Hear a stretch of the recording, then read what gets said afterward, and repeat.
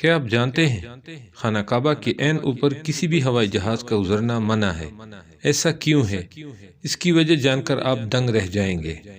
جدید سائنس کے تحت کی جانے والی تمام پیمائشوں اور پیمانوں کے مطابق خانہ کعبہ بلا شک و شبہ زمین کا مرکز ہے۔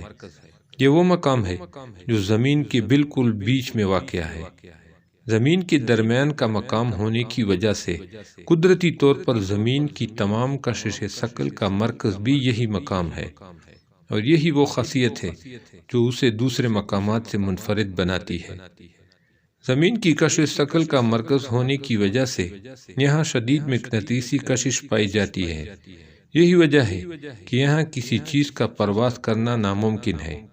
اگر آپ اپنے ہاتھ میں مقناطیس کا ٹکڑا لیں تو آپ دیکھیں گے کہ اس کے بالکل درمیان میں کوئی چیز نہیں چپک سکتی۔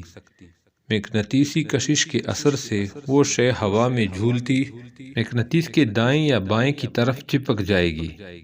بالکل یہی فارمولہ خانہ کعبہ کے اوپر بھی لاگو ہوتا ہے۔ مرکزی مقام اور مقناطیسی کشش کی شدت ہونے کی سبب یہ ناممکن ہے کہ کوئی طیارہ عین اس کے اوپر پرواز کر سکے۔ البتہ خانہ کعبہ کے ارد گرد لاتعداد پرندے پرواز کرتے ہوئے دیکھے جا سکتے ہیں۔ یہاں ہم آپ کو ایک اور حیرت انگیز معلومات دیتے چلیں کہ خانہ کعبہ سے جو روشنی نکلتی ہے وہ آسمانوں اور خلاؤں کا سینہ چیر کر بنا کسی رکاوٹ کے سیدھا ساتویں آسمان تک جا پہنچتی ہے، جہاں بیت المعمور واقع ہے۔ قرآن کریم کے مطابق بیت المعمور فرشتوں کا خانہ کعبہ ہے، اور ہر روز 70,000 فرشتے اس کعبے کا طواف کرتے ہیں۔ زمین پر بنایا گیا خانہ کعبہ اسی کعبے کی طرز پر بنایا گیا ہے جس کا حکم خدا نے دیا تھا۔